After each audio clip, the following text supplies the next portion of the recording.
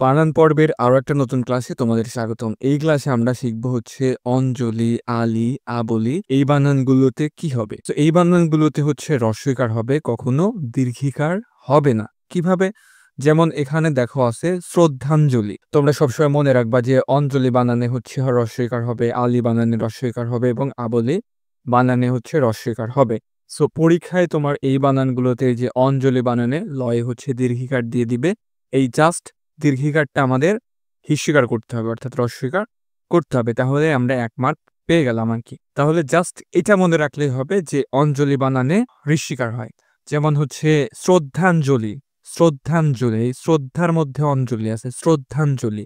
So এই বানানে হচ্ছে হ্রস্বইকার হবে। তারপরে জলাঞ্জলি, অর্থাৎ অঞ্জলি থাকলেই হিস্যিকার, অঞ্জলি থাকলেই হিস্যিকার, অঞ্জলি থাকলেই হিস্যিকার। তো শ্রদ্ধাঞ্জলি, জলাঞ্জলি, গীতাঞ্জলি, পুষ্পাঞ্জলি, প্রেমাঞ্জলি, পতঞ্জলি, তো এই সবগুলাতে হচ্ছে হ্রস্বইকার হবে। আর এইগুলা যদি আসে পরীক্ষায়, তাহলে এইগুলাতে হ্রস্বইকার না দিয়ে হচ্ছে এরকম দীর্ঘিকার দিয়ে দিবে।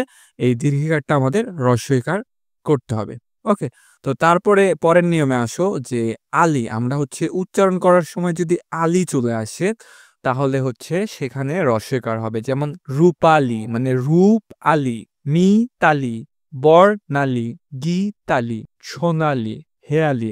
সো এই আলি যদি চলে আসে তাহলে এই সবগুলাতে হ্রস্বইকার হবে, কখনোই দীর্ঘিকার হবে না। তোমাদের এইচএসসির জন্য এখান থেকে যে অঞ্জলি থেকে এই শ্রদ্ধাঞ্জলি বানানটা, জলাঞ্জলি, গীতাঞ্জলি আর হচ্ছে পুষ্পাঞ্জলি, এই ৩টা বানানটা খুবই গুরুত্বপূর্ণ। এই ৩টা বানানের মধ্যেও শ্রদ্ধাঞ্জলি আর হচ্ছে গীতাঞ্জলি, এই ২টা হচ্ছে বেশি গুরুত্বপূর্ণ। আর আলি থেকে হচ্ছে তোমার এখানে এই যে রূপালিটা দেখবা একটু, তারপরে হচ্ছে গীতালি, সোনালি, এই কয়েকটা হচ্ছে মাঝে মাঝে দিয়ে দেয়। এই আলি থেকে খুব একটা বানান তোমাদের দেয় না। ওকে, তো আমরা হচ্ছে তার পরের নিয়মটা দেখব। এখানে বলা হয়েছে যে আ বলি।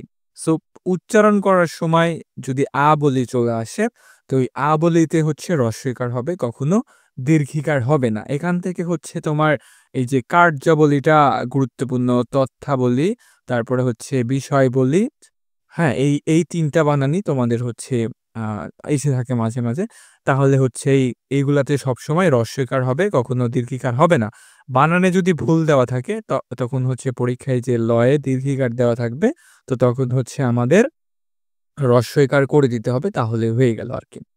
ওকে, কার্যাবলীতে হিস্যিকার, তথ্যাবলীতে বিষয়াবলী, রচনাবলী, নিয়মাবলী, শব্দাবলী এবং কবিতাবলী। ওকে, তো এখানে হচ্ছে নিয়মটা এটাই ছিল যে অঞ্জলি, আলি, আবলিতে সবসময় হচ্ছে হ্রস্বইকার হবে, কখনো দীর্ঘিকার হবে না। যতগুলো বানানে আসুক না কেন পৃথিবীর, উচ্চারণ করার সময় যদি এই ৩টা শব্দ চলে আসে শেষের দিকে, তাহলে হচ্ছে হ্রস্বইকার হবে, দীর্ঘিকার হবে না। এই তো। তো এই ছিল তোমাদের বানান ম্যাজিকের বা বানানের নিয়মের ছোট্ট একটা ক্লাস। ক্লাসটি ভালো লাগলে অবশ্যই একটা লাইক করে দিবে।